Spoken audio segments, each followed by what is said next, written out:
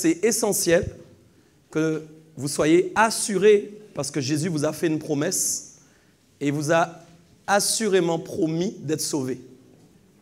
Sans compter toutes les autres promesses qu'il a proclamées, déclarées sur vos vies, qui vous assurent donc, assurance, d'être en paix et en toute tranquillité.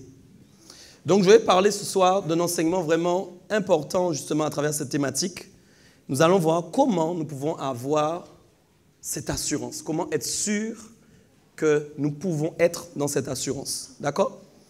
Et je vais commencer par un texte, s'il vous plaît, dans Romains chapitre 8, versets 38 à 39. Romains 8, 38 à 39. Ok, à mon top, on va lire ça ensemble. 1, 2, 3, top. Car j'ai l'assurance que ni la mort, ni la vie, ni les anges, ni les dominations, ni les choses présentes, ni les choses à venir, ni les puissances, ni la hauteur, ni la profondeur, ni aucune autre créature ne pourra nous séparer de l'amour de Dieu manifesté en Jésus-Christ, notre Seigneur. Je remercie le Saint-Esprit d'avoir inspiré ce dernier chant. Tu peux acclamer Dieu, c'est tellement important. Voilà. Je suis aimé. C'est mon premier texte. Hein? Je suis aimé. C'est fort, vous savez, ce texte, les versets 38 à 39 sont très très forts. La Bible nous incite à croire que nous ne pouvons pas avoir d'assurance sans des paroles qui sont prononcées liées à l'amour de Dieu. Aucun d'entre vous, quel que soit, même si vous allez voir un coach, un entraîneur, peu importe la personne que vous irez voir. D'ailleurs, je suis coach moi-même, tu peux venir me voir. Je ne pourrais pas faire ce que Jésus a fait. Il est impossible de remplacer l'amour de Christ. Vous pouvez parcourir la terre, faire des formations, faire tout ce que vous voulez pour être assuré. Vous allez gagner en assurance sur certains points de votre vie, mais vous n'aurez jamais la globalité de l'assurance, c'est-à-dire l'assurance qui dépasse toutes les assurances du monde. Jésus a un amour qui est défini pour toi maintenant. Vous voyez, même toi, tu as peut-être péché il y a 1 heure. Jésus te dit, il t'aime quand même. Peut-être il y a 1 heure, tu es venu avant de venir, tu as péché. Les paroles de Jésus sont fortes. Écoute, la Bible ira jusqu'à dire, c'est Paul en tout cas qui a écrit ça, j'ai l'assurance de la mort, que ni la mort ni la vie. Déjà, première chose, que ce soit la mort, que ce soit la vie, c'est-à-dire que je sois en vie, que je sois mort, il est impossible que l'amour de Dieu s'éloigne de moi. Ni les anges, ni les dominations. Mes amis, que ce soit un ange, que ce soit un archange, que ce soit un démon, quelle que soit sa catégorie, que ce soit un être spirituel qui domine, il ne peut pas enlever l'amour qu'il y a entre Dieu et moi. Ni les choses présentes, ni les choses à venir. Je ne suis pas là. C'est-à-dire maintenant, là, dans mon présent, il n'y a rien dans mon présent. Allô? Il n'y a rien dans mon présent. Mon présent. Tu sais, là où il y a peut-être, il y a 5 secondes, tu te disais, je ne suis pas valable. Non. Dans mon présent, là, maintenant, là, au moment où je parle, il n'y a rien qui peut m'éloigner de l'amour de Dieu. Et tu sais quoi? Dieu est fort, hein? Même dans mon futur. Attends. Non. Non. Toi, demain, tu réfléchis, tu as peur peut-être que tu vas pécher. Jésus a regardé, il a dit. Paul a écrit ça. Même le futur, quand je regarde le futur, je ne vois rien dans le futur, alors que je n'ai pas vu, hein? Je ne vois rien dans le futur qui peut m'éloigner de l'amour de Jésus, de l'amour de Dieu. C'est fort quand même. Et puis il dit encore, ni la hauteur, ni la profondeur. À cette époque-là, théologiquement parlant, il parlait beaucoup des astres et tout ça quand il parlait de hauteur, de profondeur, sous la mer et dans le ciel. Qui veut dire en fait que même là, la planète, tu sais, les gens, la NASA, là, ils cherchent toutes sortes de moyens d'aller le plus loin possible. Quel que soit l'endroit, la hauteur, quelle que soit la profondeur, on ne peut pas te séparer de l'amour de Dieu. Ni aucune créature ne pourra me séparer. Aucune créature. C'est-à-dire peut-être tu n'as pas encore vu toutes les créatures qui ont été créées sur la terre. Il y a des créatures, quand elles sortent maintenant de l'homme, tu te demandes d'où ça sort. Est-ce que c'est Dieu qui a pu créer un truc laid comme ça? Non, c'est sérieux. Il y a des bêtes qui trouvent, tu te demandes mais d'où ça sort. Est-ce que c'est Dieu qui a pu faire ça? Mais il n'y a aucune créature, même que l'homme n'a pas trouvé, qui peut te séparer. Dis avec mon introduction. C'est quoi mon introduction? Écoute, il n'y a rien qui peut me séparer de l'amour de Dieu. Ça déjà, vous devriez être conscient de ça. Ça va déjà empêcher aux malins de vous envoyer des flèches de culpabilité, essayant de vous faire croire que tu n'es pas valable, tu n'es pas bon, regarde, tu pêches tout le temps, tu es mauvais. Mais non, arrête de prendre ça, refuse et déclare à Satan. Satan, voilà ce qu'il est écrit dans le passage que je viens de lire. Rien, moi je ne remplace par rien. Rien ne peut me séparer de l'amour de Dieu. Satan, tu as échoué, désolé pour toi. Tu as échoué, rien ne peut me séparer de l'amour de Dieu. Tu es un menteur. Rien ne peut me séparer. Si quelque chose peut me séparer de l'amour de Dieu, c'est que moi-même j'ai décidé de partir et de laisser Dieu. Mais Dieu ne s'est pas séparé de moi. Il y a des gens qui croient que Dieu s'est séparé d'eux. C'est eux qui se sont séparés. Mais c'est faux. Toi, tu peux te séparer de Dieu sans que Dieu se soit séparé de toi. Dieu est là à te regarder, courir. Mais toi, tu fais tes affaires. Mais Dieu ne s'est pas séparé. Dieu aime tous ses enfants. Pourquoi il est très important de se rendre compte de ça aussi avant de juger quelqu'un qui est tombé. Bon. La personne est tombée, ça va vous aider à décréter que ouais, lui, il va aller avec Satan ou bien son cas est fini, etc. Tu ne sais pas quand il va se relever, peut-être qu'il sera plus grand que toi. Mon ami, il y a des gens, quand ils se mettent debout, faire attention. Hein. Parfois, quand on est couché, on entend plus que quand on est debout.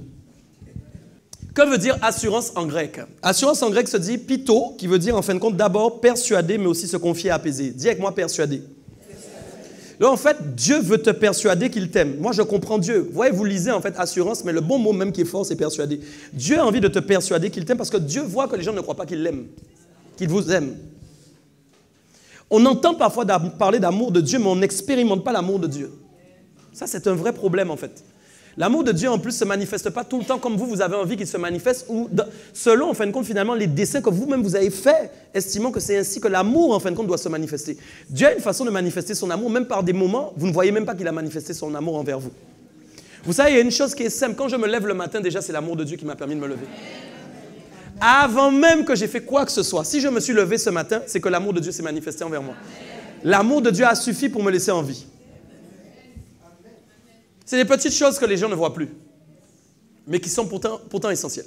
Donc Dieu veut, quand il dit j'ai l'assurance que ni la mort, Paul disait, je suis persuadé en fait que ni la mort, ni la vie, etc. ne peuvent me séparer de l'amour de Dieu. Je suis persuadé, c'est-à-dire il n'y a rien qui peut m'empêcher de croire que c'est vrai. J'aimerais que ce soit dans ta tête comme ça.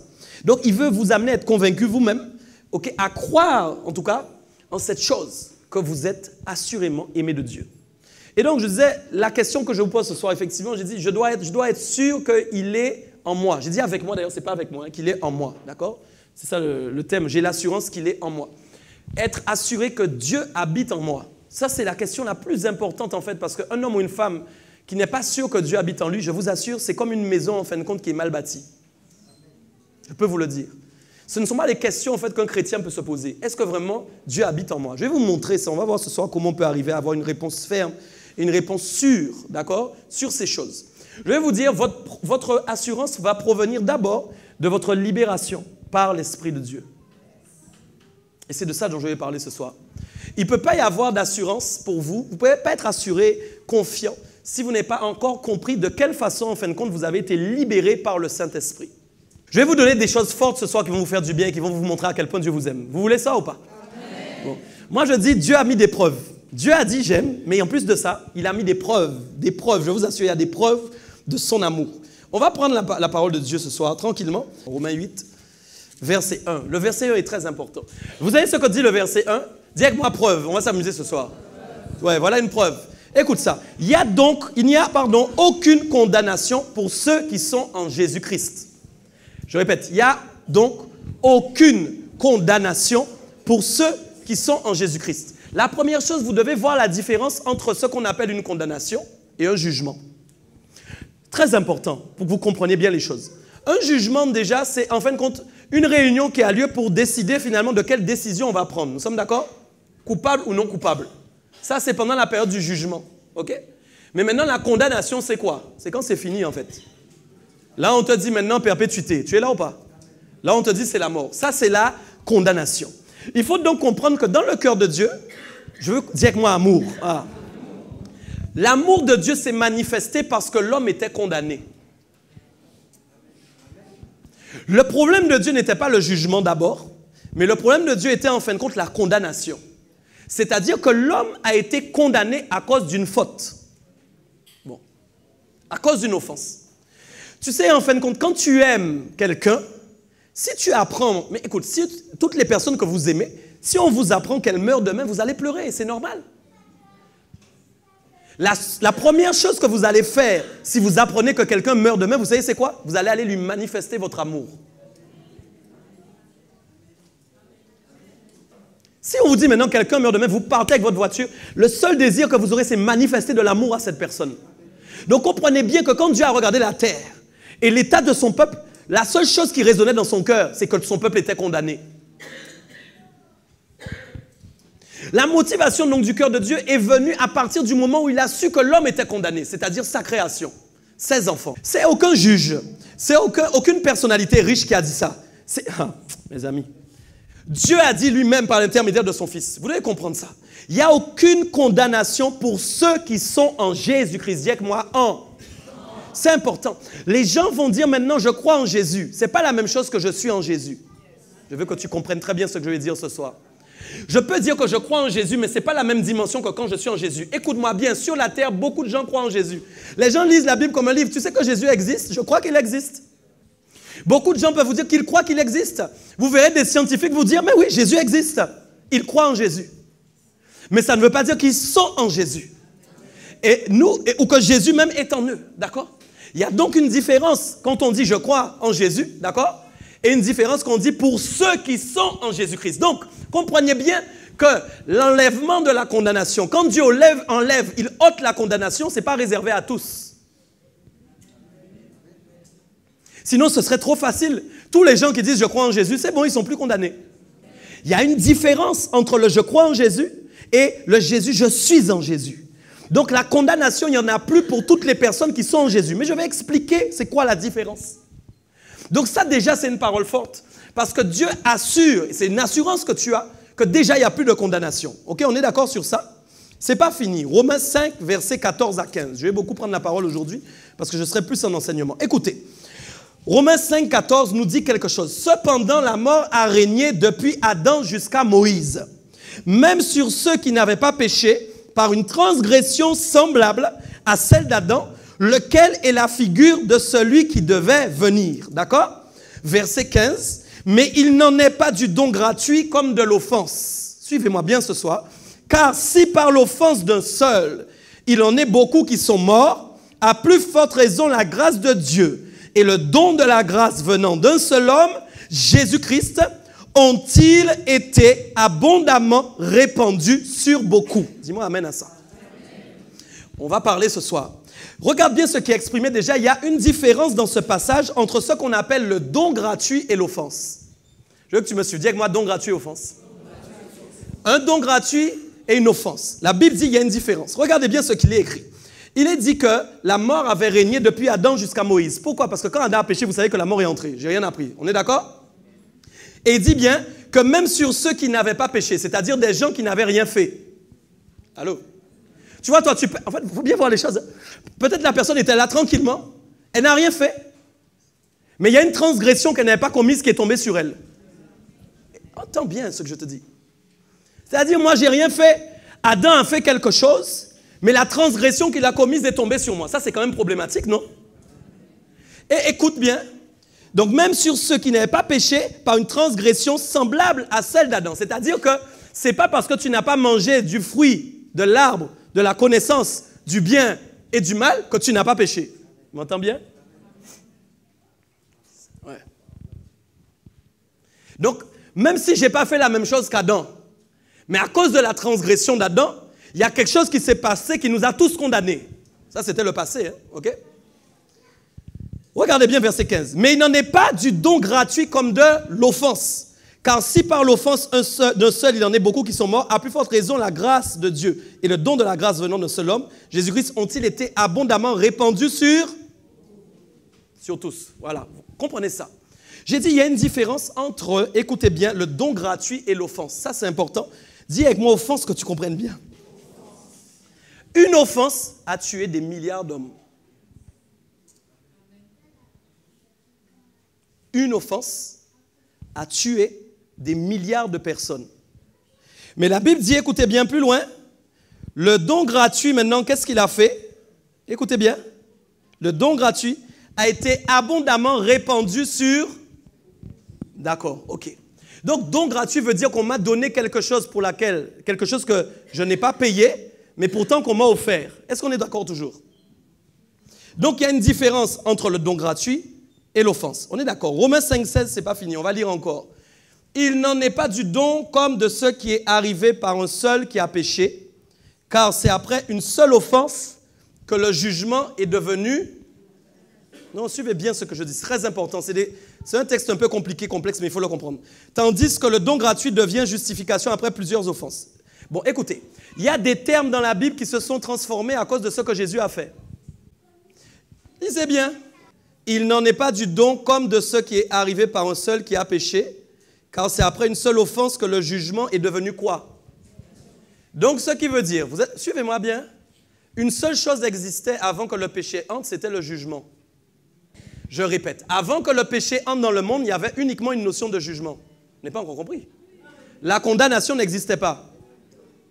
Qu'est-ce qui était le jugement? Quand Dieu jugeait de ce qui était bon, c'était son jugement qui s'opérait. Quand Dieu disait qu'il trouvait que ce qu'il avait fait était bon, c'était quoi? Un jugement. Donc, tant que le péché n'était pas entré, la seule notion qui existait, c'était le pouvoir de Dieu de juger les choses. Bon. Ah. Bon. Je reprends ça avec toi. Quand Adam maintenant est dans le jardin tranquillement, tu es là ou pas? Adam est là tranquillement dans le jardin. La seule chose qui s'opère, c'est le jugement de Dieu. Dieu trouve que c'est bon qu'il cultive le sol. Il lui dit, tu es là ou pas? Dieu trouve qu'il n'est pas bon pour l'homme d'être seul. Bon, c'est pas un jugement ça? Bon, d'accord. Donc Dieu opère depuis le départ avec son propre jugement. Est-ce que nous sommes d'accord?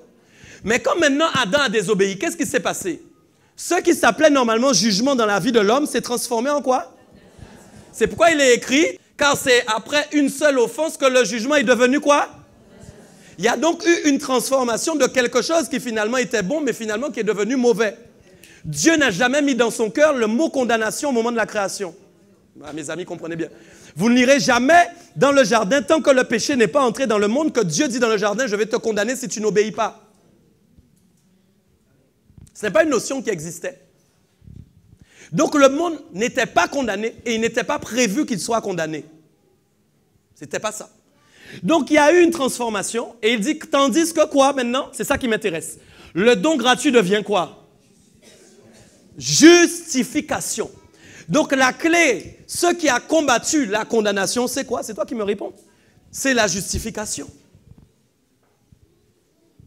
Dieu a trouvé le moyen d'enlever, d'ôter la condamnation en choisissant la justification.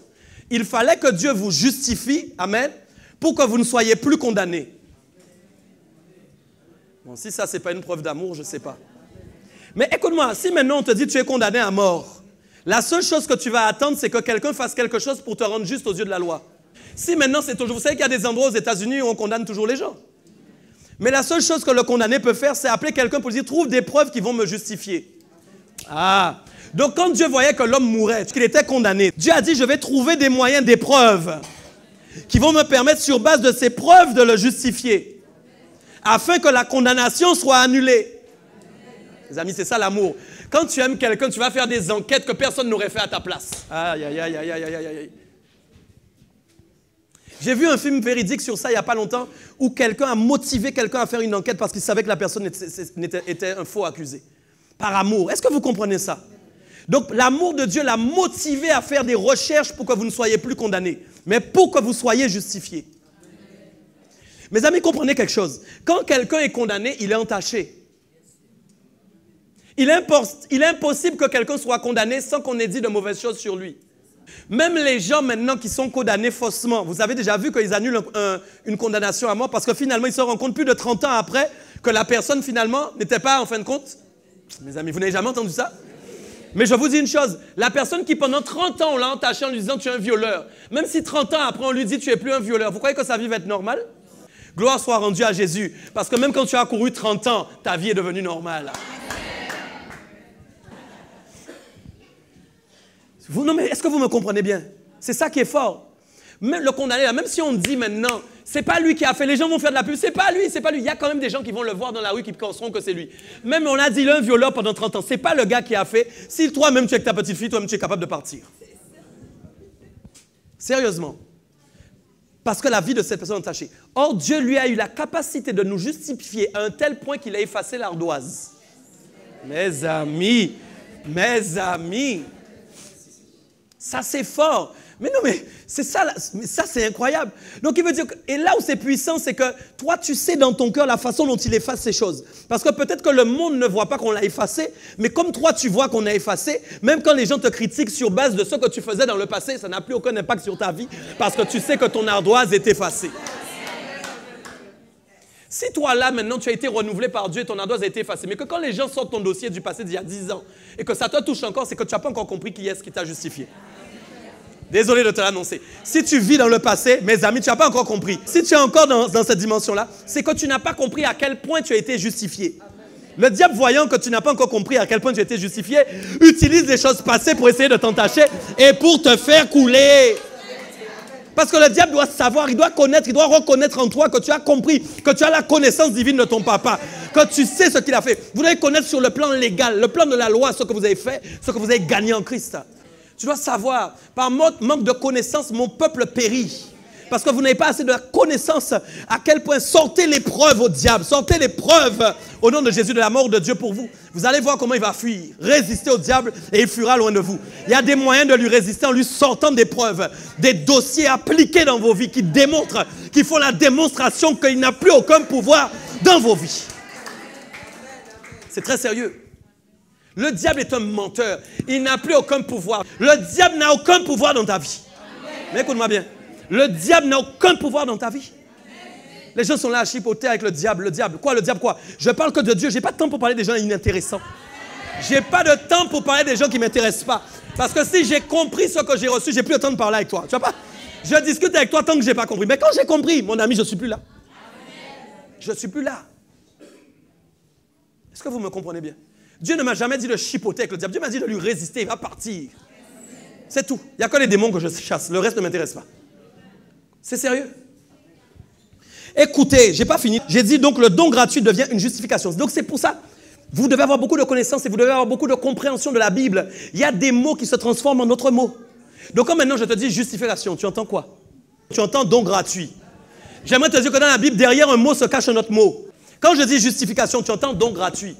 Mais parce que le don gratuit s'est transformé en justification. Quand maintenant je dis condamnation, tu entends quoi? Offense. Ah, merci. Si je dis condamnation, tu entends quoi? Ok, si je dis justification, tu entends quoi? C'est important pour la suite de mon message. Il y a eu transformation. Donc moi, j'emploie le mot qui a été transformé, mais je sais que derrière le mot qui a été transformé, il y avait un autre mot appliqué. C'est important parce que c'est la définition du ciel, ça. Ça, c'est comme ça que Dieu veut vous faire comprendre les choses. Ok, je continue donc. On est là. Ah Seigneur, regarde ça bien. Romains 5, verset 17. Si par l'offense d'un seul, la mort a régné par lui seul. D'accord? La mort a quoi? A régné. Donc il y a eu, j'aimerais que vous compreniez qu'il y a eu une notion de règne. Quelque chose qui ne régnait pas s'est mis à régner. Vous savez que quand il y a un règne, ça veut dire qu'il y a en fin de compte une capacité de monopoliser en tout cas le temps, les circonstances, c'est-à-dire d'agir d'une façon, en fin de compte, d'une domination. On est d'accord? Donc la mort a régné, alors qu'elle n'était pas appelée à régner, c'était la vie qui était appelée à régner. Mais oui, il n'était pas question que la mort règne. Mais pourtant, dans ce changement, il y a eu une opération qui s'est faite, vous le savez, et le règne a été transformé, la mort s'est mise à régner. C'est pourquoi il est écrit, comme on peut le lire là, verset 17, « Si par l'offense d'un seul, la mort a régné par lui seul, incroyable là-dedans, hein, à plus forte raison, ceux, dis avec moi, qui reçoivent l'abondance de la grâce et du don de la justice, ok, régneront-ils dans la vie par Jésus-Christ? » Dis-moi, ça m'intéresse, je suis très intéressé. Les gens vont dire, maintenant, mais vous ne pourrez régner que quand Jésus-Christ va revenir. Ça, c'est un mensonge. Parce qu'en fin de compte, regardez bien quelque chose. La mort a régné, la mort régnait. Mais dis-moi, qui règne dans ta vie maintenant? Ce n'est pas la mort, il me semble. Non. Ok. Pourquoi? Parce que, rappelle-toi, il a parlé de quoi là? J'ai dit, regarde bien. L'abondance de quoi? De la grâce et du don de la justice. Qui correspond à quel mot? Oui, justification. Donc, dans la justification, tu es d'accord avec moi, il y a la grâce, on est OK? Dans la justification, il y a l'abondance de la grâce, OK? Et il y a quoi encore? Le don de la justice. C'est deux choses qui sont... Quand on dit don gratuit, quand on dit ces choses-là, quand on dit don de grâce, quand on dit don de justice, on parle en fin de compte du système de la justification de l'homme. Vous me comprenez? Et il dit, à plus forte raison aussi, mais écoute bien, si par une seule erreur, la mort a pu régner, mais si maintenant on a déposé la justification en abonnant sur plein de gens, La mort n'a pas régné parce que plusieurs personnes ont fait le péché d'Adam. Comprenez-moi, c'est ce que je suis en train de vous dire. Mais pourtant, là, maintenant, on dit, mais à plus forte raison, si maintenant on a mis en abondance sur vous, qu'est-ce qui va se passer? Vous allez donc faire quoi? Vous allez régner dans la... Dans la vie, dans la vie, dans la vie. C'est quand même drôle, hein? Vous allez régner dans la vie, dans la vie, dans la vie, dans la vie, dans la vie, dans la vie, dans la vie, dans la vie, dans la vie. Toi, tu attends que Jésus revienne pour régner. Quand Jésus va revenir, tu vas régner dans une grande dimension. Il n'y a aucun problème. Mais moi, j'ai compris que Dieu m'a appris à régner dans la vie. Je ne pouvais pas régner dans la vie. Pourquoi? Parce que la mort régnait sur ma vie. Mais quand la mort est partie à cause de la justification que Dieu s'est employé à faire dans ma vie, qu'est-ce qui s'est passé? Il a mis en moi le système du règne. Qui veut dire que si je suis appelé à régner dans la vie, ça veut dire que je suis appelé à réussir dans beaucoup de domaines dans la vie. Romains 5, toujours 18-19, on continue. Ainsi donc, comme par une seule offense, on est là? La condamnation a atteint tous les hommes, c'est ce qu'on dit depuis le début. De même par un seul acte de justice, la justification qui donne la vie, s'étend à qui? Car, comme par la désobéissance d'un seul homme, beaucoup ont été rendus pécheurs, c'est vrai, non? De même par l'obéissance d'un seul, beaucoup sont rendus justes. Vous savez, à cause de Christ. À cause d'un seul, vous l'avez compris, l'offense est venue sur nous. Mais à cause d'un seul aussi, qu'est-ce qui s'est passé? Jésus, amen, nous a rendus justes. Gloire à Dieu. Je continue. Or, la loi est intervenue pour que l'offense, c'est là que ça m'intéresse. Lis avec moi. Or, la loi est intervenue. Arrête-toi là pour ne pas qu'on se perde. Dieu lui-même a instauré la loi, non? Donc Dieu savait lui-même ce que la loi allait créer. Ouais. Donc Dieu maintenant, lui-même, écoute, Dieu là est spécial. Dieu a réfléchi. Et Dieu a dit maintenant, alors la loi, il a mis la loi. La loi est intervenue pour que l'offense abonde. C'est-à-dire quoi? Pour que le péché abonde, non? Donc Dieu prend la décision lui-même de mettre la loi. Vous vous rappelez quand Moïse est allé chercher les tables de commandement là? Qu'il a ramené la loi sur la terre. Ok? On est d'accord. Mais comme maintenant il avait la loi, qu'est-ce qui s'est passé? Est-ce que l'homme a moins péché? Non. Au contraire, l'homme péchait encore plus. Pourquoi? Parce que la loi lui a donné en fin de compte la connaissance réellement. Mais, mes amis, vous n'avez jamais entendu dire que quand on parle d'interdit aux gens, ils veulent les braver? On va aller plus loin là-dedans, on va comprendre ça mieux. Donc au lieu, Dieu savait pourtant que la loi allait créer l'abondance du péché. Mais il l'a fait quand même, non? Quand même spécial ça. Bon. Si toi tu sais, c'est là où je te dis, Dieu, sa sagesse c'est une folie. Hein. Si toi tu sais que tu vas faire quelque chose qui va faire les gens pécher, tu ne vas pas le faire. Mais pourtant Dieu a choisi lui-même de mettre la loi et il a dit quoi? La loi est intervenue donc pour que l'offense. Donc c'était le but, ok? Et encore, mais là où le péché a abondé, les gens aiment dire ça, là où le péché a abondé, la grâce a surabondé. Écoute, ça c'est incroyable. Dieu là, il est fort. Dieu se dit une chose. Moi, je veux en fait que ma grâce, c'est-à-dire, ça c'est vraiment l'amour. Non, non, non, non, non, non, non, non, non. Tu sais, Dieu est incroyable. Dieu aurait pu juste faire une chose. Dieu aurait pu juste se dire, j'envoie mes grâces sur eux, ils vont être hein, j'envoie mes grâces, ils vont être sauvés, c'est bon, ils seront justifiés. Dieu aurait pu faire ça. Dieu aurait pu juste dire, voilà, hein, là, j'ai envoyé ma grâce et elle a abondé. Dieu n'a pas envie que tu sois en abondance. Il a envie que tu sois en surabondance. Mes amis, attends, on va parler. C'est là où on parle de dimension d'amour. Quand les gens disent ils aiment, mais ils veulent donner, tu m'aimes, mais tu me donnes quoi? Peuple de Dieu, acclame Dieu si tu es là, s'il te plaît. Écoute, moi, non mais, alors écoute, on va prendre les choses clairement, ok? Déjà, si moi par exemple, écoute, disons que j'ai 10 châteaux, t'imagines? J'ai 10 châteaux là, et puis je viens et je dis à quelqu'un, c'est mon meilleur ami, je l'aime vraiment, et puis je lui donne les 10 châteaux. Mais quand les gens même quand les médias vont savoir qu'un homme a donné 10 châteaux, ils vont dire, mais c'est extraordinaire, quelle preuve d'amour, quelle preuve d'amitié. Non mais c'est vrai, on ne donne pas 10 châteaux comme ça. Mais en fait, Dieu avait 10 châteaux, il te voyait, il voulait te donner 10. Il aurait dit, voilà, tu vois, ma grâce a abondé, je t'ai donné 10 châteaux, j'avais 10 châteaux, je t'ai donné. Ce n'était pas suffisant pour Dieu. Dieu voulait montrer à quel point il aime l'homme, il était capable de créer une situation qui lui permettrait de faire la chose surabonder. Parce qu'avant qu'il y ait une surabondance, il faut d'abord qu'il y ait quelque chose qui est abondé. Donc quand Dieu aime quelqu'un, il ne l'aime pas pour seulement lui donner de l'abondance, il l'aime pour lui donner de la surabondance. Mes amis, c'est là où on voit que l'amour de Dieu n'a rien à voir avec l'amour des hommes. Alors Dieu va faire une chose, il va mettre la loi en sachant que ça va amener une abondance de péché. On pourrait trouver ça dingue. Mais Dieu sait que c'est le moyen pour lui d'envoyer une grâce sur l'abondance de péché qui a eu lieu. Tu es là, aïe, aïe, aïe, aïe. Pour qu'on puisse écrire que la grâce a surabondé sur l'abondance du péché, mes amis. En fait, donc, c'était la preuve, l'attestation d'une surabondance d'amour. Est-ce que nous sommes d'accord? Et c'est là où il a dit, donc voilà, la loi est intervenue pour que l'offense abondât, mais là où le péché a abondé, la grâce a surabondé. Il fallait que la grâce soit plus forte, en fait, que le péché. C'est fort. Quelle preuve d'amour. Afin que, c'est là, on est là, afin que, comme le péché a régné par la mort, puisque nous savons que le péché est en train de régner par la mort, ainsi la grâce régna par la justice pour la vie éternelle, par Jésus-Christ notre Seigneur. Eh oui, parce que quand il y a eu la grâce de la surabondance de la grâce, ça nous a donné un accès, évidemment, à la vie éternelle. Nous le savons, d'accord? Ok. Et c'est là où je reviens sur Romains 8, 1, 2, où il disait, voilà, il n'y a donc maintenant aucune condamnation pour ceux qui sont en qui? En Christ. Verset 2, écoutez. En effet, la loi de l'esprit de vie en Jésus-Christ. Non, là vous devez lire, c'est important. En effet, la loi de l'esprit de vie en Jésus-Christ m'a affranchi de la loi du péché. Ok, loi du péché de la mort qui concerne donc la condamnation. Nous sommes toujours d'accord ou pas? Ok.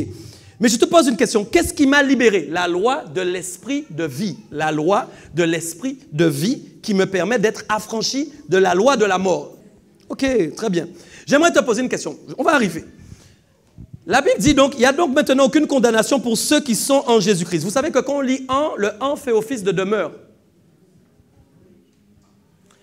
En, qui veut dire oui, dedans, à l'intérieur, fait office en réalité de demeure. Donc quand je dis en fait que je suis en Jésus-Christ, ça veut dire que je demeure. On est d'accord, j'habite. On est là ou pas?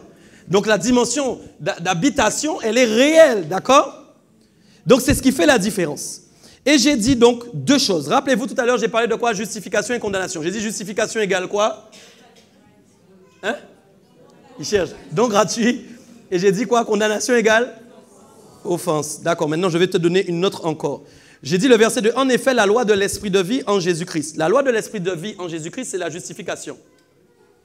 Vous comprenez ou pas?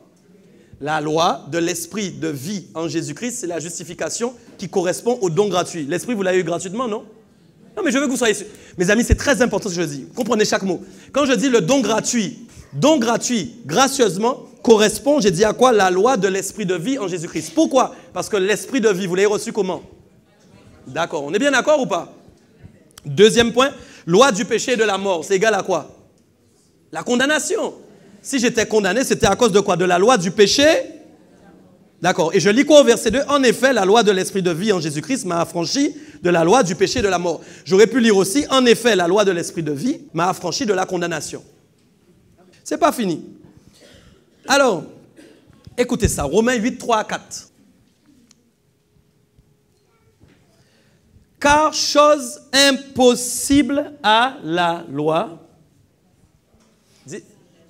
Car chose. Donc quand Dieu a promulgué la loi, il savait qu'elle ne pouvait rien faire. Il y avait quelque chose qui la rendait incapable d'agir. Et ça, il le savait par avance. Ok? Chose impossible à la loi parce que quoi? La chair la rendait comment? Ok. C'est à cause de ça justement que le péché a abondé. Parce que quand la loi est arrivée, la chair de l'homme ne pouvait pas, en fin de compte, donner la force à la loi pour s'accomplir dans nos vies. Donc, normalement, la loi aurait dû opérer sa force dans l'homme. C'est-à-dire que normalement, Aïe, aïe, aïe. Bon, mes amis, la loi de Dieu est bonne ou pas? Mais oui, elle est bonne. La loi de Dieu est faible ou pas? Mais non. Mais pourtant, la Bible dit qu'il y a quelque chose qui a empêché à la loi de garder sa force. Là où normalement elle devait être forte dans la vie de l'homme, il y avait quelque chose qui gênait, la chair. Et Dieu savait bien évidemment que la chair aurait rendu la loi sans force. Pourquoi? Parce que l'homme suivait sa chair plutôt que la pensée de Dieu. Et donc forcément, c'est pour ça que le péché a surabondé. Parce qu'au lieu que la loi soit forte et ait un effet positif dans la vie de l'homme, au contraire, il a continué de pécher. Et même parfois, il a péché plus. Regardez, parce que la chair la rendait sans force. Dieu a condamné le péché dans la chair en envoyant à cause du péché son propre Fils dans une chair semblable à celle... Ouais. Donc, vous voyez, il y a beaucoup de termes qui sont indiqués, qui sont importants. On dit que c'est la chair qui rend la loi sans force, mais on constate que la chair est en fait le péché. Derrière la chair se cache le péché. Donc, j'ai dit, regardez, c'est pas fini. La chair rendait sans force. Dieu a condamné quoi? Le péché. Dieu a condamné le péché dans la chair. Vous comprenez pourquoi il fallait en fait que Jésus, sa chair, soit percée. Donc quand Dieu regardait la chair de l'homme, la chair là, il voyait dans la chair le péché. Okay? Et donc il sait que la condamnation est dans le péché qui est dans la chair. Puisque les actions qui étaient portées étaient liées à la chair. Toute action qui était portée était liée à la chair. Qu'est-ce qui se passe? Il réfléchit, il dit, il va prendre un homme qui est son fils, vous savez bien, et par en fin de compte, la mort d'un homme qu'on appelle Christ, ce qui avait en vous dans votre chair, vous imaginez un peu, et qui vous condamnait. C'est-à-dire, mais écoutez, non, vous vous rendez pas compte, mais quand vous étiez païen, je vous explique ça bien, on va descendre un peu. Quand vous étiez païen, comme maintenant, les gens passaient à côté de vous, ils n'entendent pas, mais en fait, ils entendent condamnation, condamnation, condamnation, condamnation, condamnation, condamnation. Parce que dans la chair, il y avait la condamnation. Chaque péché était, en fin de compte, la réalisation d'une condamnation. Bon. Alors, essaie d'imaginer combien de fois tu étais condamné. Ah, mes amis. Chaque péché était une condamnation. Chaque péché était une condamnation. Alors, Dieu a choisi, il a dit quoi? Il a condamné le péché dans la chair. Comment? En envoyant à cause du péché. Voilà. Dis avec moi à cause.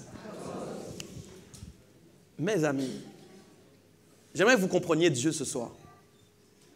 Dieu n'a pas pris plaisir à envoyer son fils souffrir. Dieu n'a pas pris plaisir. Le à cause détermine la raison pour laquelle Dieu a réfléchi à cette solution. Et Dieu dit donc à cause du péché, son propre fils, dans une chair semblable à celle du péché. Et cela afin que la justice de la loi fût accomplie en nous. Aïe, aïe, aïe, mes amis. La justice de la loi. Rappelez-vous de ce que j'ai dit. La justifie, voilà, qui est la différence de l'offense. Vous vous rappelez? Donc, il fallait qu'en fin de compte, vous soyez justifiés, mais que ce soit accompli en vous. Les amis, mais c'est impossible, en fait, que la chose existe s'il n'y a pas une dimension d'accomplissement dans votre vie. Il fallait que la chose soit accomplie, ok? Et il dit donc, cela afin que la justice de la loi fût accomplie en nous qui marchons non selon la chair. C'est là où ça m'intéresse. Mais dis avec moi, dis avec moi. Redis-moi cette musique. Redis-moi cette musique encore. Redis-la parce que l'église, elle concerne beaucoup d'églises. Non selon la chair. Elle concerne beaucoup de gens ici, comme moi aussi. Non selon la chair. On va encore le redire. Maintenant, ça peut commencer à être intéressant. Voyez la différence quand j'ai dit, il y a ceux qui disent qu'ils croient en Dieu et il y a ceux qui sont en Christ. Beaucoup de chrétiens sont charnels.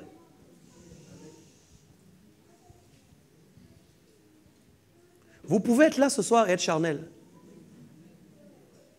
Il y a des gens là, vous pouvez être là. Vous êtes charnel. Je le dis parce que Dieu veut que nous soyons tous spirituels. Et Dieu ne peut pas avoir démontré son amour envers nous pour que nous restions charnels. Rester charnel, c'est prendre la décision nous-mêmes d'annuler ce que Christ a fait pour que nous devenions spirituels. C'est-à-dire, c'est ne pas avoir pleinement conscience du sacrifice qui est opéré pour m'amener dans une autre dimension. Je vais arriver avec toi. Attends. J'ai bien lu cela afin que la justice de la loi fût accomplie en nous qui marchons non selon la chair mais selon l'esprit. Autrement dit, il n'est pas possible que la loi soit accomplie dans la vie de quelqu'un si cette personne ne marche pas par l'esprit. Impossible. C'est l'Esprit de Dieu lui-même qui en fait va accomplir les commandements dans vos vies, dans vos cœurs, et qui va vous permettre de marcher selon en fin de compte les dispositions de cœur de Dieu. Les amis, vous ne pouvez pas marcher selon la volonté de Dieu sans le Saint-Esprit. Romains 8, toujours 5 à 8. Je continue sur ma lancée, vous allez comprendre mieux. Ok, il est dit, ceux en effet qui vivent selon la chair, ils font quoi? Ils s'affectionnent aux choses de la... Je vais te dire ça mieux. Affection de la chair égale condamnation, c'est-à-dire la mort. Allô? Affection de la chair. J'ai dit affection de la chair à une définition. On l'a eu plus haut. Vous vous rappelez pas? Vous l'avez lu, non? Tout à l'heure. On ne va pas revenir dessus. On a dit plus haut quoi? La condamnation, c'est-à-dire la mort. On appelait la chair, on l'appelait aussi la mort, la condamnation. Vous vous rappelez? Donc en fin de compte, si je m'affectionne aux choses de la chair, je suis en train d'avoir plein d'affection pour la mort. Ouais. C'est problématique, hein?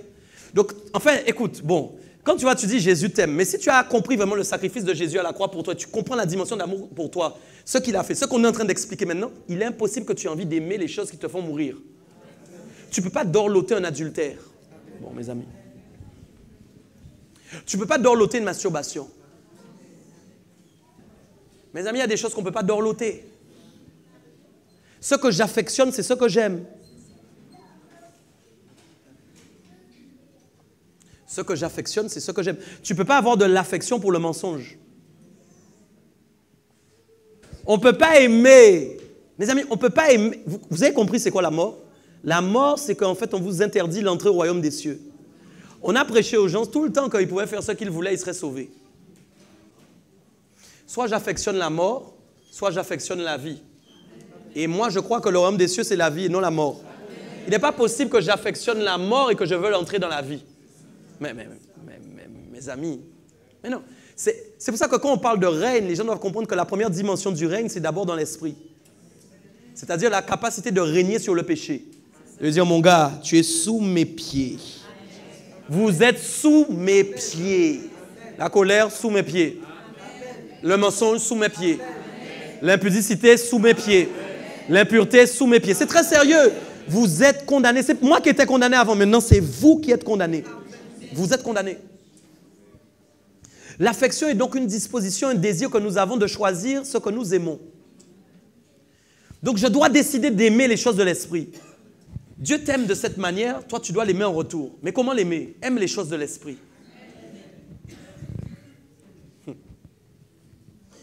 Ok, je continue. Je disais donc, ceux en effet qui vivent selon la chair s'affectionnent aux choses de la chair, tandis que ceux qui vivent selon l'esprit s'affectionnent aux choses. Voilà.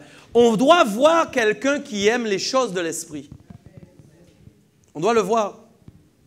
On doit voir en vous que vous aimez les choses de l'esprit. Mais écoutez, soyons clairs. Quand maintenant vous aimez certaines marques, on les voit sur vous, non? Quand vous aimez certaines choses, on voit que vous les aimez. Normalement, si vous aimez votre femme, on va la voir avec vous, non? Donc forcément, ça doit se voir.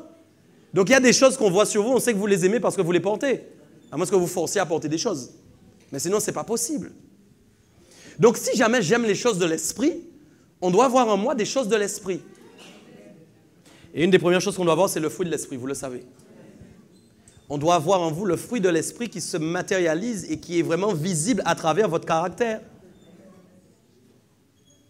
Verset 6. L'affection de la chair, c'est la... Verset 6. Lisez. L'affection de la chair, c'est... L'affection de l'esprit, c'est... Vous voyez encore, il y a d'autres définitions. Quand on dit maintenant chair, mort. Et quand on dit esprit, on dit vie et paix. Vie. Mes amis, le mot paix est très important parce qu'il définit en fin de compte comment le chrétien doit vivre tous les jours. Impossible pour vous que vous ayez une vie de l'esprit sans paix. Ah, si ton quotidien c'est de ne pas être en paix et d'être perturbé, c'est qu'il y a quelque chose qui ne va pas. Allô, allô. Il y a quelque chose qui ne va pas. L'Esprit de Dieu va amener la paix dans vos vies. C'est obligatoire. Et votre paix ne sera pas enlevée à cause de ce qui se passe sur la terre. Votre paix ne sera pas enlevée parce qu'on vous a abandonné. C'est impossible. Parce que tant que le Saint-Esprit reste en vous, la paix reste en vous. C'est pour ça qu'il y a des gens qui arrivent à faire des choses que les gens ne comprennent pas. On leur dit, mais comment tu peux rester en paix? Mais parce que j'ai une force en moi que tu n'as pas. Vous devez faire la démonstration de votre paix dans des problèmes, dans des difficultés que les autres ne peuvent pas comprendre, qui vont démontrer que le Dieu que vous servez habite en vous. Vous savez, la plus grande démonstration de Christ en nous, c'est la démonstration des choses impossibles pour les hommes.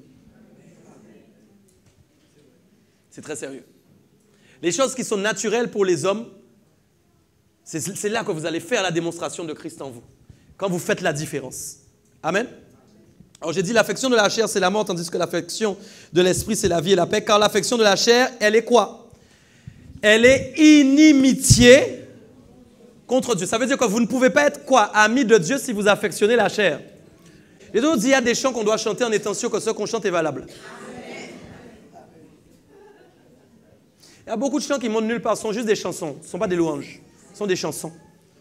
Pourquoi? Parce que les mots appliqués sur votre langue ne montent nulle part par rapport à Dieu, parce que quand il vous voit, il ne voit pas la concordance entre vous et la chanson.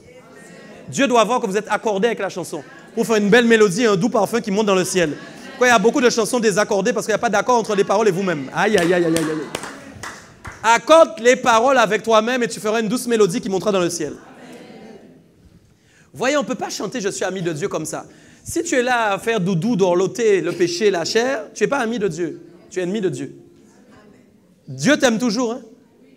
Je t'assure, Dieu t'aime. On a vu ni la hauteur, ni les ennemis, ni tout ce que tu veux. Non, rien ne peut nous séparer de l'amour de Christ. Mais ne confondez pas parce que Dieu vous aime qu'il est un idiot.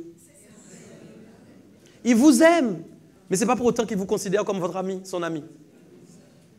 Donc comprends bien que si je veux être l'ami de Dieu, je dois aimer les choses de l'esprit. Regardez bien.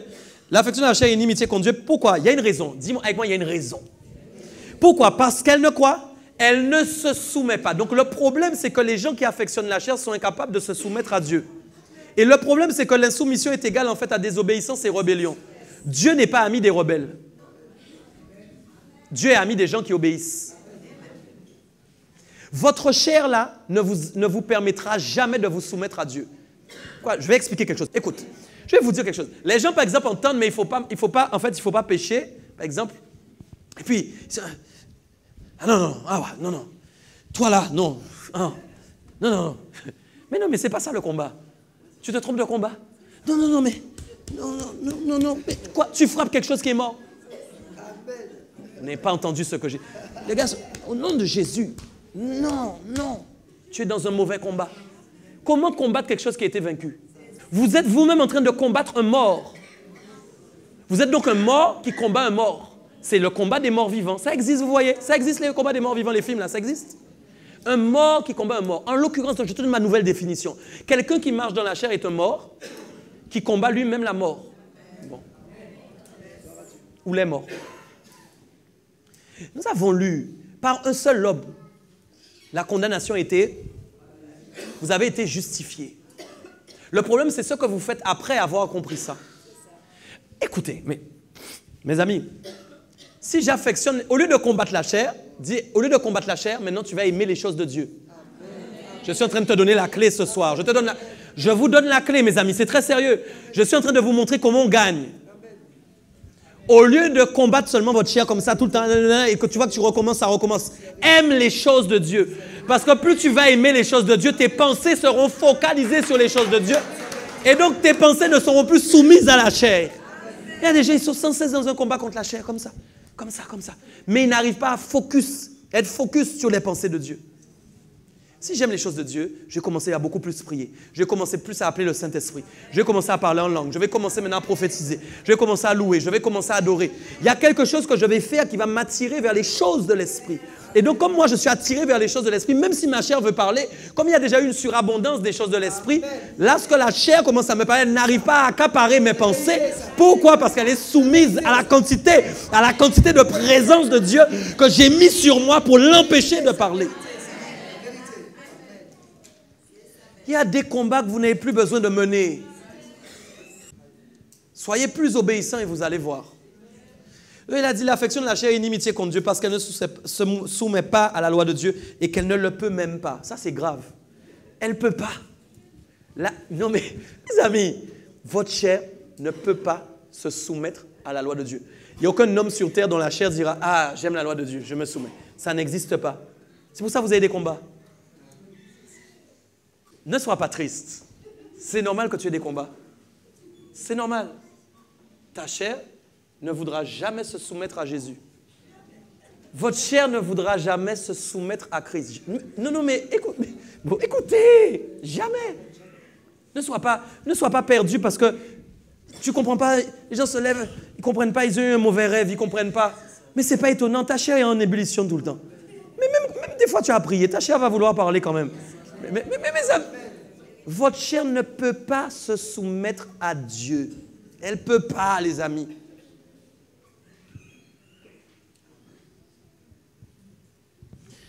Alors, quand tu comprends que tu dois te soumettre maintenant, toi, à Dieu comme en l'aimant, on va aller plus loin. Hein? J'ai une petite donnée supplémentaire pour ça.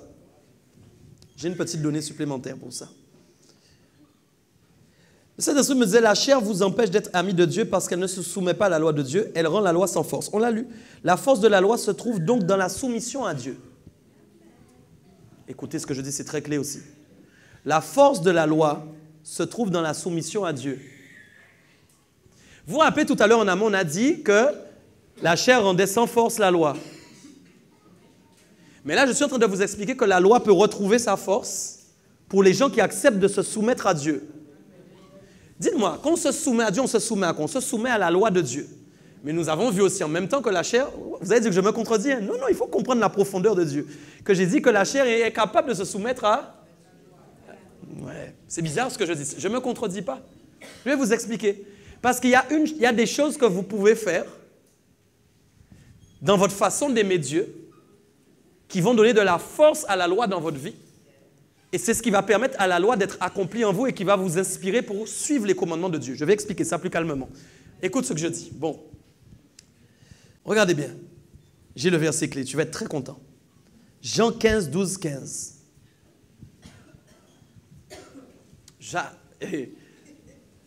Voici la solution. Ta solution, c'est Jean 15, 12, 15. C'est ici mon commandement. C'est ici mon commandement. Qu'est-ce qui est... c'est ici mon quoi? C'est ici mon quoi? C'est ici mon... Dieu sachant qu'en fait, contre la chair ne peut pas se soumettre au commandement de Dieu. Parce qu'il y en a trop. Alors, il sait quand même... Si tu n'es pas... Quand même, bon. La chair ne peut pas se soumettre à la loi de Dieu. Pourquoi? Parce qu'il y a beaucoup d'articles de loi. Alors, Dieu trouve une solution. Il te demande de seulement obéir à un article. Bon. Ça, c'est l'amour. Écoute, moi, je te dis maintenant. Écoute, moi, maintenant, j'ai une loi. Ne lisez pas encore. Hein, j'ai une loi, mais je sais que la chair ne peut pas se soumettre à cette loi parce que c'est trop compliqué. Alors, je sais qu'il y a un moyen qui existe, c'est au moins d'enlever tout et de mettre une seule chose que vous êtes capable de faire. Parce que Dieu sait que celle-là, vous êtes capable de le faire. Si vous l'aimez. Vous ne pouvez pas la faire si vous n'aimez pas Dieu. Pourquoi beaucoup de gens disent j'aime Dieu, j'aime Dieu, j'aime Dieu, j'aime Dieu, j'aime Dieu, j'aime Dieu, j'aime Dieu, j'aime Dieu, j'aime Dieu, j'aime Dieu, j'aime Dieu, j'aime Dieu, j'aime Dieu. Mais sont incapables d'aimer les gens. J'aime Dieu, j'aime Dieu, j'aime Dieu, j'aime Dieu, j'aime Dieu, j'aime Dieu. Dieu est quand même fabuleux. Dieu sait que tu ne peux pas obéir à la loi. Alors il prend un seul article. J'aime, messieurs, non. Moi, écoute, je peux sauter. Moi, je peux sauter. Parce que Dieu sait que c'est le test d'authentification de l'amour que tu as pour lui. Mes amis, Dieu n'est pas... Non. Toi, tu vois, tu vas dire c'est difficile, en fait, d'aimer quelqu'un. Dieu sait... Je ne sais même pas comment exprimer ça. Je cherche, Saint-Esprit, aide-moi. Je ne sais pas comment exprimer ça pour que tu comprennes ce que je dis. Ça bout dans mon cœur. Écoute, Dieu sait que si tu l'aimes, ça va être facile, en fait. Si je prends toute la loi, s'il prend toute la loi, il sait très bien que tu ne peux pas le faire. Tu ne peux pas. Alors, il va prendre un article de loi qui correspond à ce que tu peux faire. Parce que si tu ne peux pas faire cet article de loi, ça veut dire que tu ne l'aimes même pas lui. Donc, qu'est-ce que tu veux faire de plus? Tout est annulé si tu ne l'aimes pas. Alors, il va tester il va authentifier la dimension d'amour que tu as envers lui. Il va dire quoi? Voilà, c'est ici mon commandement. J'aime mon commandement. Mon commandement. Aimez-vous, lis-le. Comme je vous ai, mes amis. Ouais. Je dois aimer le frère comme Dieu m'a aimé. Je viens d'expliquer la dimension d'amour de Dieu envers moi. Je dois pas l'aimer de n'importe quelle manière. Je dois l'aimer comme Dieu m'a aimé moi. C'est compliqué, hein? Continuons, oui. Comme je vous ai aimé, oui. Il n'y a pas de plus grand amour que de donner sa vie pour ses amis. Tiens.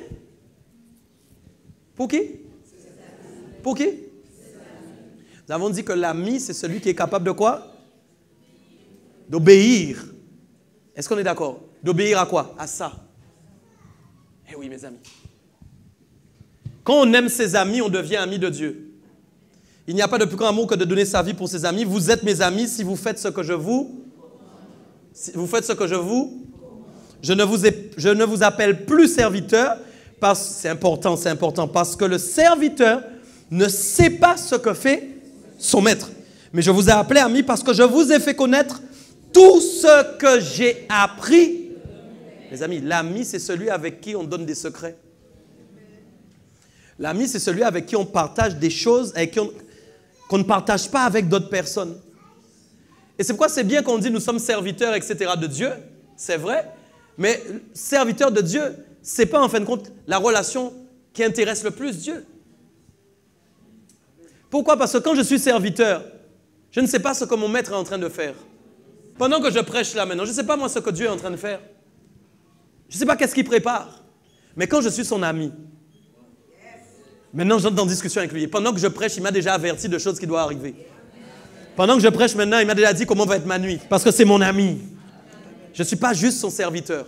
Je suis aussi son ami. Il me confie des choses qu'il ne confie pas à tout le monde. Je connais des choses le concernant qui sont spéciales. C'est mon ami. Et donc forcément, si je suis son ami, je me dois d'aimer mes amis aussi. Je me dois de vous aimer. Amen. Romains 8, 9. Il est dit, donc pour vous, vous ne vivez pas selon la chair, mais selon l'esprit, si du moins l'esprit de Dieu habite en vous. Lisez ça. Si quelqu'un n'a pas l'esprit de Christ, c'est une des paroles pour moi les plus dures de la Bible. Pourquoi? Parce que c'est une parole, en fin de compte, qui peut déstabiliser plus d'un. Et pourtant, elle est là. La Bible dit, pour vous, vous ne vivez pas selon la chair. Tant mieux, hein? C'est ça la vérité. Là, il parle aux gens qui ne vivent pas selon la... Donc, des gens qui ont accepté de se soumettre, de marcher par l'esprit. Il dit que si du moins, l'esprit de Dieu habite en vous. Le si du moins veut tout dire. Il n'est pas sûr que tout le monde ait l'esprit de Dieu qui habite en vous. Pourtant, écoute, la lettre est écrite pour les Romains, la lettre est écrite pour une église. Mais pourtant, il parle à des chrétiens. Pourquoi ne sois pas choqué si moi aussi je te parle comme ça? Il parle à des chrétiens, il va dire, si du moins l'Esprit de Dieu habite en vous. C'est-à-dire que lui-même n'est pas assuré que chaque chrétien de l'Église, là, à qui il écrit cette lettre, qui va lire, il n'est pas sûr que chacun ait l'Esprit de Dieu en eux. Et plus loin, il va ajouter, si quelqu'un n'a pas l'Esprit de Christ, il ne lui appartient pas. Ça, c'est problématique parce qu'en fait, les gens pourraient dire, oui, mais nous avons accepté Jésus, mais je n'ai pas le Saint-Esprit. Mais comment ça? J'appartiens à Dieu. Il est impossible d'appartenir à Dieu sans le Saint-Esprit. Parce que Jésus, en fin de compte, n'est plus là et que c'est son esprit qu'il a laissé en héritage pour approuver, en fin de compte, qu'il est toujours là. C'est comme si vous disiez, en fin de compte, écoutez bien, Jésus n'est plus là, mais je crois en lui, donc il est là. Non. Il faut attester de Jésus en vous. Le moyen que Dieu a trouvé d'attester de Jésus en vous, c'est son esprit.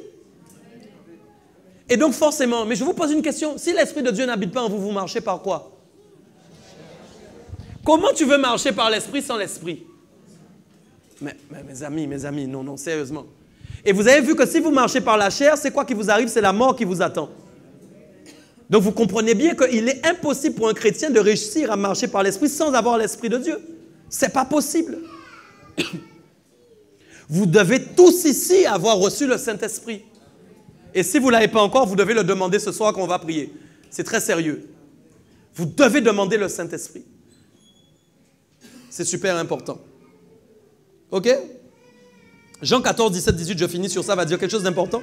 L'esprit de vérité que le monde ne peut recevoir parce qu'il ne le voit point et ne le connaît point, mais vous le connaissez car il demeure avec vous et il sera en vous. D'accord?